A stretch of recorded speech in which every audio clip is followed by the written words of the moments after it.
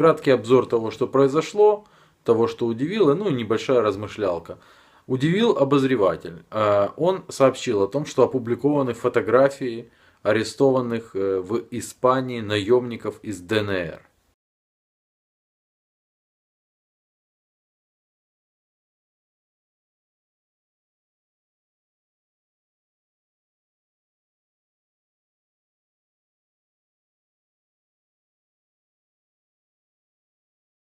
Опубликованы всего 3 фотографии. Вот первая. А вот те же наемники ДНР, когда они еще были азербайджанцами. Они же. Теперь они же, только уже в Казани. А вот они же, только уже из Узбекистана и Таджикистана. Фотография номер 2, представленная обозревателем. Та же фотография, только 2004 года. Ну и, собственно, третья фотография. А третья фотография это скрин с видео, которое гуляет по сети. И тут же мы с удивлением выясняем из статьи, которая называется «Опубликованы фотографии», о том, что опубликованы инициалы. Какого, извините, черта так называть статью, непонятно. Ну да ладно. Следующая новость. Смерть Савченко. Украинские СМИ сейчас сообщают, что российские СМИ распространили фейк. Самое смешное, что вот даже короли фейков ТСН сообщают о российских СМИ, которые подлецы распространили фейк.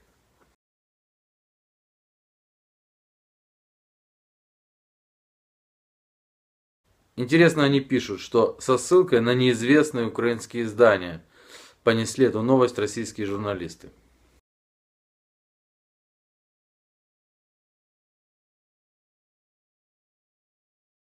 Давайте послушаем прямую речь российского журналиста, который об этом сообщил. Также очень важная новость поступила с территории Украины, потому что об этом сообщил украинский портал Украина Ньюс о гибели российской летчицы Надежды Савченко, которая находится в СИЗО Лефортово в Москве. То есть он назвал Украина Ньюс. Украина Ньюс Инфо называется этот ресурс. Но даже если бы не Украина Ньюс Инфо распространил данный фейк, то вот это вот не российские СМИ.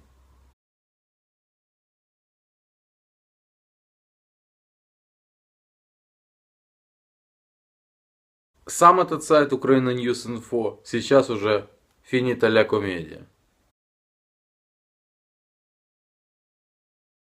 Однако есть волшебный кэш, из которого мы можем извлечь и почитать, что там было написано.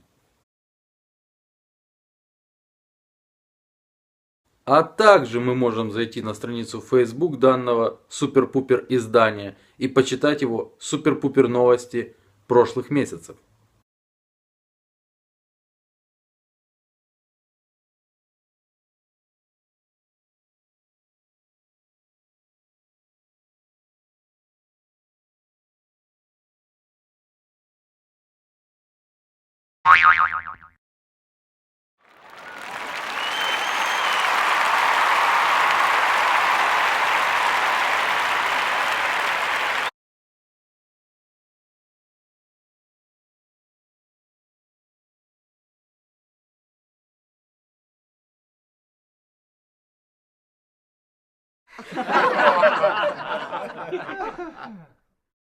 То есть, когда они распространяли вот это вот дерьмо, это никого особо не интересовало. Сегодня они выдали Савченко, и сразу же неизвестное издание, российские СМИ понесли фейк и тому подобное.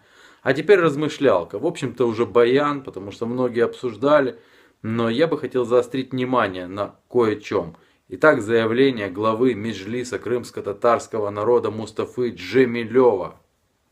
Вот эти вот, что вот там наши граждане, поэтому нельзя их полностью блокировать, поэтому нужно поставлять продукты.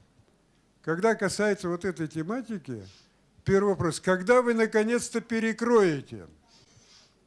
До каких пор вы этих бандитов будете кормить? Поэтому то, что вы говорите, и это я высказал президенту тоже, полная блокада должна быть. Под бандитами, в том числе, я как понимаю, подразумеваются все женщины, дети, инвалиды, там, младенцы, которые живут в Крыму. Ну и ладно бы, можно сказать, что просто старый человек, да, там иногда лучше молчать, чем говорить, иногда лучше вообще идти огурцы выращивать на приусадебном участке, чем вот такую вот ахинею нести. Но тут даже дело не в этом, а дело в том, что человек-то номинирован был на Нобелевскую премию, и он уверенным шагом своих некрепких ног идет к этой Нобелевской премии. А еще фишка в том, что он получил премию «Солидарность». А за что он ее получил? Смотрите сами. И у меня больше, в общем-то, комментариев нет. И какими-то странными стали нынче защитники прав человека.